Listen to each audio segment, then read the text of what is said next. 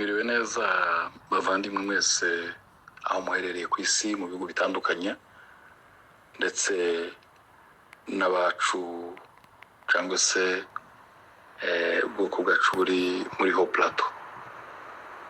Njyewe utanze iyi audio ndi chargé de mission w'umukuru w'igihugu nitwa Kongoro. Nkaba ndazi audio kuri no minsi 8 y'ukwezi kwa kane muri 2026.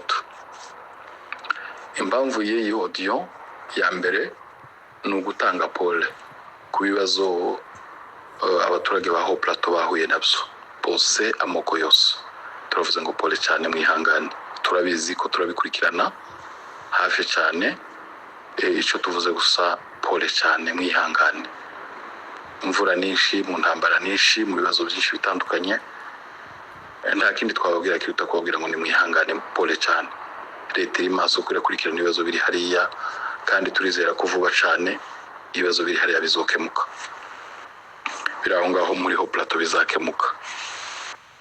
Ikibazo cya kabiri nanone ci message ni hejuru y'abaturage cyane cyane mu bwoko bw'abanyamurenge babashije gusigara mu mihana yabo aho leta yafashe, FARDC yafashe, bakaba barinda umutekano na FARDC. Nta kibazo, amakuru twayamenye, twahamagawe n'abantu benshi babitubwira. N'ubundi dukomeje kubitsindagira ngo n'abatarabasha kugirira leta cyangwa se FARDC icyizere bagende bagaruke mu mihana yabo bagirire leta icyizere izabarindira umutekano. Kandi turiho tuzakomeza dukurikirana uko umutekano wabo wifashe twese, guhera ku mukuru w'igihugu kugeza ku nzego zibanze. Abo bose mu z'ukuri bari maso kugira ngo bakurikirane umutekano w'abaturage, bakurikirane ubuzima bw'abaturage ba Haut Plateau, ubuzima bwabo bwa buri munsi. Rero ndabizeza kuko mu z'ukuri ndacu FARDC ndakubakorera nta mugambi wa genocide na massacre FARDC ifite. Ibyo mwumva byose ni bihimbano, ni propagande, ni za manipulation zo kubatera ubwoba zishakira intambara twatewe mu z'ukuri n'u Rwanda raison. Nico bariho ko barayishakira kugira ngo yumvikane mu mahanga, berekane ko muhaye mwicwa leta ibanga. Ariko mu z'ukuri ntabwo leta ibanga kandi ntabwo leta yigeze itegura genocide cyangwa se massacre ku banyamurenge. Ibyo ni amagambo yo kubeshya, ni amagambo y'urwango, ni amagambo mu by'ukuri y'ibinyoma, y'ibihimbano, kandi ibyo ngibyo muzagenda mubibona. Icyo gusa nsaba abaturage bari hariya muri Haut Plateau, mugende mugirire leta icyizere, mugaruke mu mihana mwavuyemo yose yo ku Ndondo, guhera za Gahuna, za Kagogo, Nyakirango, Kwirango, Masata, Mugeti, Kajembwe, Muramza n'ahandi hose ndabashije kuvuga. Abaturage mugende mugume mu mihana yanyu, mukura abana mu mashamba, mukura abana mu mvura, mukura abana mu bibira, mukura abana mu bisambu.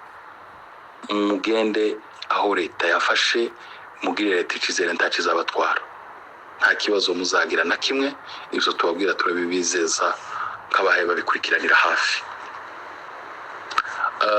Ikindi nanone kuri iyo point mu Minembwe naho ndagira ngo mbwira abaturage tuzi ibibazo bafite byo kubura imyunyu, ibiryo, inzara ni nyinshi, ibibazo ni byinshi. Ariko turabasaba n'ubundi kugira ngo muzukuri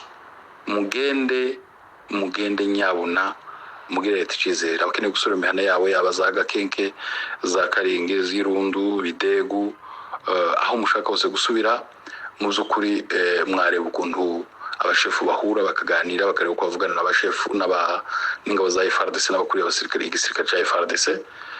Mukagenda mukavugana no mugasubira mu mihana yanyu kugira ngo abantu bareke kuzicwa n'inzara, kuko duhaye twumva ko hari inzara. Nta ubabuza kugera mu mihana yanyu mufite uburenganzira bwo kwishamo, ntacu FARDC zabatwara. Nanone nje ku yindi message yayikomeza kuzenguruka ivuga ngo muri Haut Plateau ngo hari ingabo za Kayumba, ngo ingabo z'umuhungu wa Habyarimana Jean Luc, ngo ingabo ngo FDLR. ayo ni amagambo y'ibihimbano, ayo ni amagambo y'ibinyoma, izo ni manipulation na propagande za bene wacu bafashwe bugwate batazabatekereza, badatekereza na consequence y'aya magambo uyu munsi bahe bavuga, badatekereza n'ingaruka z'aya magambo bahe bahimba kugira ngo bashakire inzira u Rwanda garutere ruvuga ngo no hariho formation hayikorwa, hariho ingabo zihaye zitegura gutera u Rwanda. Mu by'ukuri nkuko mubizi mwese musubira inyuma, kuva muri 2016 intandaro y'iyi ntambara hari mu by'ukuri bene wacu n'ubundi babigize mu ruhari. None n'uyu munsi barakomeje kandi rya jambo rivuga ngo hari ingabo ngo za P5 ngo za Kayumba Nyamwasa ngo na Jalike sinzi ngo nande. Ico mbizeza kandi nk'umuntu ubikurikiranira hafi uri muri leta, ntangabo za Kayumba ziri muri Haut Plateau, ntangabo za Kayumba ziri mu Kundondo, ntangabo za Kayumba zavuye mu Burundi ngo ziramuka ngo zigiye gutera iwacu. Ibyo ndabibabwiye, aya magambo muyandike, buri wese ayandike, muzobihamya ko zitigeze zihagera. Ibi byose ni bya bindi nababwiza abantu bahe bashakira intambara impamvu, kuko impamvu yo kurwana yabo itumvikana idasobanutse, amahanga atayumva, barashaka kurema izindi impamvu zishoboka zituma amahanga yumva intambara, noneho bigatuma u Rwanda rukomeza kuba muri Kongo. Ariko mbabwire ngo nta ngabo zihari, aya mapropaganda hari, mugende muyirinde kandi muje kure nayo, mutandukane nayo, tumukomeze kwemerera abantu ko bakomeza kubashuka no kubabesha, baba bari muri diaspora, baba bari muri Haut Plateau, baba bari muri Kongo mu ntara zindi. Ndasaba buri munyamurenge wese unyumva kwirinda kwemeza ibi bintu za P5 cyangwa se ibi bintu ngo hari ingabo za Jalike ngo cyangwa se za Kayumba zikorera imyitozo cyangwa se zazamutsiri ya ruguru zifatikanyije na leta ntabwo ikorana na Kayumba, leta ntabwo ikorana na Jalike, leta ntabwo ikorana nta mutwe utera u Rwanda, leta ihayikorana nawo ukorana na Kayumba cyangwa na Jalike, ntawo, nta mitwe, nta mpamvu nimwe leta yatuma ikorana n'abanzi b'ikindi gihugu kugira ngo bagitere. Izi ni propagande kizindi zose zimaze imyaka zivugwa, mwese muzi, ntirirwa nongera kuvuga ngo nzisubiremo. Mugende mutandukane n'izi za propagande zihari, ahubwo ico mbasaba mugarura umutima. Igihugu dufite niki kimwe, tituzoba mu gihugu cacu twenyine c'abanyamurenge ngo tubone kuba amahoro, tituzaba mu turere turindiwe gusa n'abanyamurenge ngo niho ufite tuyoborwa n'abanyamurenge kugira ngo twizere amahoro. Ibuvira mbabwira hari abanyamurenge, abanyamurenge barindiye umutekano, abanyamurenge bari hariya, haba mu gisirikare haba n'inzego z'ubutegetsi. Abanyamurenge bari muri Uvira babayeho neza, mu bibogo ko turavugana nabo n'abashefu babayeho neza, barindiye umutekano na FARDC. Intara zindi zose nk'uko nabivuze bafite amahoro, nabo ntibarindiye umutekano n'abanyamurenge n'igisirikare cya FARDC. Rero muve muri iyo myumvire bakomeje gushiramo abantu yo kubangisha igihugu cyanyu, yo kubangisha ubutegetsi bwanyu, yo kubangisha igisirikare cyanyu. Ibi ngibi ndabivuga mbihagazeho, kandi sukwirengagiza ko amakosa atakozwe. Ariko nimba amakosa akozwe n'umuntu cyangwa abantu babiri, ntagomba kwitirirwa leta, ntagomba kwitirirwa institution yose, igisirikare cyose ngo cari gicura umugambi wo kwica abantu, cyangwa ngo bishyitirwe ngo leta yarateguye ngo itegura ngo genocide cyangwa massacre. Muve muri iyo myumvire, muve muri iyo mitekerereze, ahubwo muze twese dufatanye ibibazo bihari tuzabikemura dufatikanyije twese na leta, tuvuga ibibazo byacu turi kumwe na leta. Ariko inzira y'intambara, inzira yo gukomeza kurwana ubwoko bumwe ngo buhaguruke uko burarwana na leta, cyangwa ngo bukomeze mushakire sinzi ibihugu impamvu zo kugira ngo baze aho muri, cyangwa se ngo nibo bazoza kuba umutekano, iyo myumvire ntabwo ikwiriye muri kino gihe. Iyo myumvire siyo rwose. Ndasaba umuntu wese kongera kubitekerezaho kabiri, kandi nsabe nk'amagurupe arme agenda atandukane n'abasivili, areke gukomeza gufata abasivili bugwate. Rwose mubyumve neza cyane abari muri Haut Plateau ndetse na Minembwe, kandi mutekereze ikigomba kugira ngo amahoro agaruke muri ako karere. Murakoze cyane. Kubaha amakuru ahari kandi y'ukuri yizewe, turayakurikirana nk'abanyamakuru tukamenya ibintu biri gukorwa muri bino bihe. leta ya Gitega ya Kinshasa bakomeje umugambi wo gukora jenoside no kwica abanyamurenge muri Kivu y'Amajepfo mu misozi miremire bakoresheje ibikoresho byose bishoboka byaba za drone ndetse n'ingabo ku butaka mu kwica abanyamurenge nk'uko mumaze igihe mubibona. Iyo audio Kongolo yatanze ni audio yatanze nyuma y'uko barangije inama ya nyuma. Twibutsa abadukurikiye cyangwa se abantu batabizi, abanyamurenge bareze igihugu cy'u Burundi bakirega mu nkiko kubera jenoside Burundi burimo gukorera abanyamurenge. Jenoside ndetse abantu hari n'ibimenyetso n'ibihamya bifatika bigaragaza ingabo z'u Burundi byo zifatikanya n'iza Kinshasa kwica abanyamurenge. Ibirego rero bimaze gutangwa, Kinshasa na Gitega bakoze inama ivuga ngo ibirego turezwe n'abanyamurenge turabikizwa n'iki. Niko rero gushaka bamwe mu banyamurenge baja kubeza kugira ngo babakureho ico casha cyangwa se ubwo busembwa, cyangwa bakureho icaha barimo baregwa n'abanyamurenge c'ubwicanyi bakomeje gukorera abanyamurenge. Niyo mpamvu mwabonye hari abagabo bavuye muri Amerika baje Burundi, baja kweza perezida w'u Burundi, yarabakiriye mwarabibonye, hari amadisikuru bakoze bageze Buvira. Biriya byose babikoze mu rwego rwo kugira ngo beze u Burundi ibirego baregwa n'abanyamurenge mu nkiko ko Burundi bukora jenoside bufatikanye na Kinshasa kugira ngo Burundi babashe kubweza. Niyo mpamvu mwabonye bari abagabo bagiye Burundi. Hanyuma ubu nyine rero inama irangiye bemeje ko abaturage bafashwe matekwa ku ndondo za Muramza bohereje abanyamakuru, bikozwe n'ihuriro ry'abantu bakorera leta ya Gitega ya Kinshasa, ariko bisa n'ibiyobowe na Kongolo, ari nawe watanze iyo audio muri mwumva irimo amagambo yo gushinyagurira ababyeyi. Bemeza ko hari abanyamakuru bagomba kuja mu Bibogobogo, ndetse ababyeyi bagafatirwaho imbunda ku gahato. Abanyamurenge bari Bibogobogo n'abanyamurenge bari Buvira n'abanyamurenge bari ku Muramza bafashwe matekwa n'abarundi na FARDC n'ingabo za Jalike Habyarimana na Kayumba bafatanyije. Abo bose n'abantu bafashe bugwata abanyamurenge muri izo bice. Rero abanyamakuru babo harimo abanyamakuru b'abarundi bagiye gukoresha ibiganiro kugira ngo abo baturage bari mu Bibogobogo n'abaturage bari ku Muramza n'abari Buvira bose bakomeze muri ya gahunda y'aba bagabo baherutse i Burundi bavuye muri Amerika yo kweza Perezida Ndayishimiye w'igihugu cy'u Burundi. Ndetse abaturage babategetse ko bagomba kuvuga ko mu by'ukuri nta kibazo umunyamurenge afite. Babategetse kuvuga ko ari amahoro, babategeka kuvuga ko Bibogobogo abarundi baturindiye umutekano, turi amahoro tubayeho, Burundi burarengana. Ku Muramza nuko babategetse ko bagomba kuvuga bati iminsi bamaze barigaruriye bino bice dufite amahoro, Burundi buturindiye umutekano. Ni Buvira nuko noneho ibyo zose bije muri izo nkiko, bagume bereka amahanga ko ibirego baregwa atari byo. Iyo niyo gahunda ihari, ariko ukibaza ngo iki kibazo ibintu Kongolo barimo bajamwo bakora byo kugira ngo baje gukoresha ama interview ababyeyi babafatiye imbunda, ese ibi bintu bizakemura ikibazo?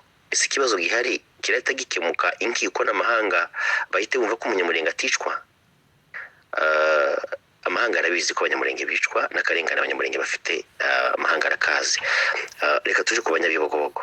Abantu batuye mu Bibogobogo ni abantu bafite ikibazo gikomeye, ntibideplace. Nta munyamurenge uva ku musozi ngo aje ku wundi mu Bibogobogo. Baturanye n'Abafurero n'Ababembe. Hari ingabo z'u Burundi n'iza FARDC na za Mayimayi n'Interahamwe na zirangabo za Jalike Habyarimana, bose hari zivi Burundi zinyura Bibogobogo zizamuka za Point Zero, izindi zikaja ku ndondo. Baraterenize cyane ngo barateganya kugira ngo plateau bayifate bazayikoreremo ibikorwa byo gutera igihugu cy'u Rwanda, ariko bagatera u Rwanda ariko babanje kwirukana twirwaneho n'abanyamurenge na M23. Uko niko byifashe. Ni gute Kongolo ashobora gukora ikintu nk'iki cyo kuvuga ngo ababyeyi babashira agahato kandi nta munyamurenge ugera ibaraka?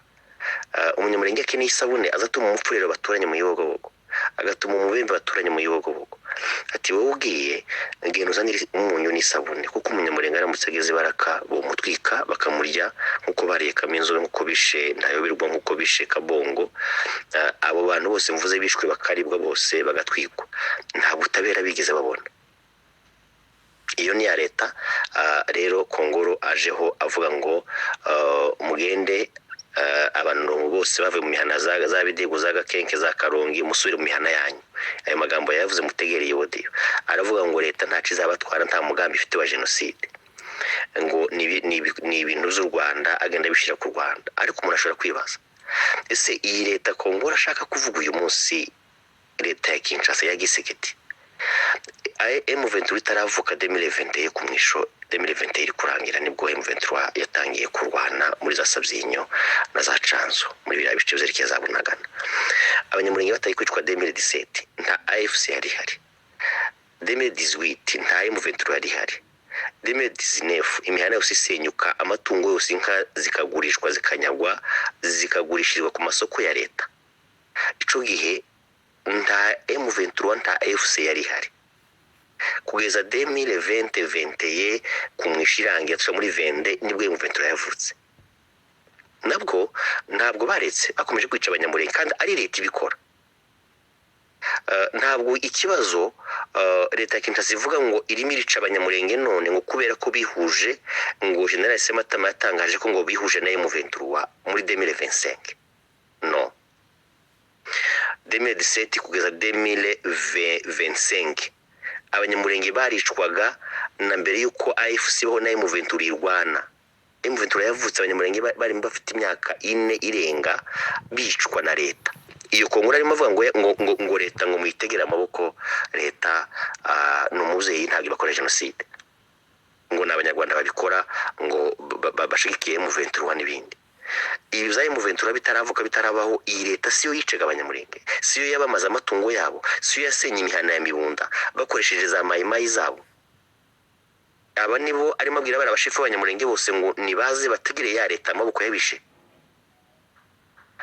Ni ibintu by'agashinyaguro yavuze mu magambo yo gushinyagurira ababyeyi ariko mu by'ukuri ntabwo biri bwico bikemura. Aba banyamakuru barimo bazamura Bibogobogo no kumurambza na za Uvira ngo bagende beze Ndayishimiye ntabwo bizakemura ikibazo, ntabwo bizatuma tutigobotora inkota.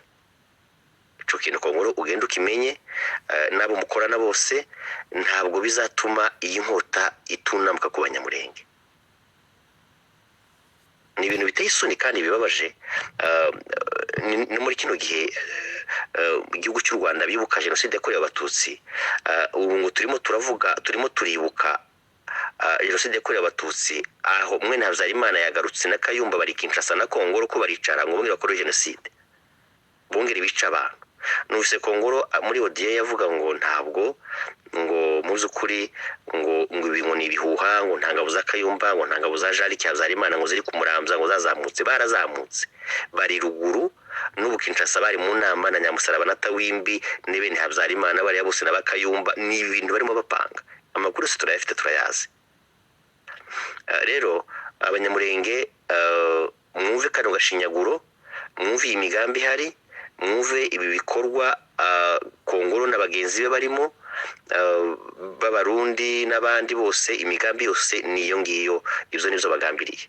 Ariko mukuri guhari ingabo za Kayumba namwe na Habyarimana intera hamwe zose baraterenize ubu ngubu ntabwo intera hamwe zikiri za zindi barasansibilije bazanye abana baratraininga bafite abasirikare benshi n'icama bashaka gusubiza hariya kandi Nyamusaraba niwe bongeye kandi gushaka gukoresha mwebwe kandi ko ari we bakoresheje igihe ca P5 za 2016 muri cagihe muzamuzibuka.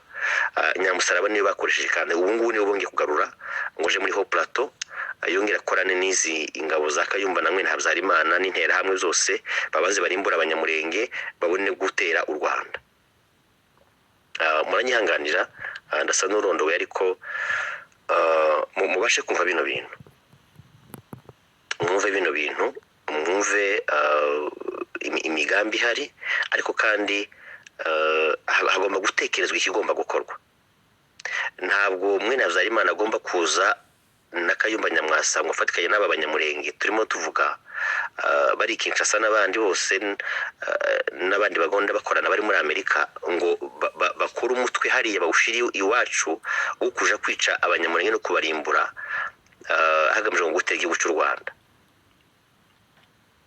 Ntabwo bizakunda rwose. Izi ngabo mwazamuye ruguru ku Muramza zamwe ni Habyarimana ntabwo bizavamo.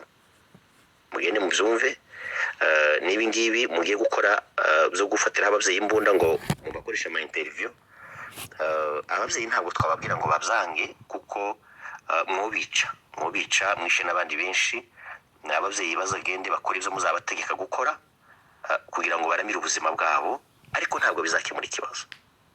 Ikibazo kirahari kandi urugamba muzarutsindwa. Ndavuga agatsiko k'abadede n'ubutegetsi bwa Kinshasa.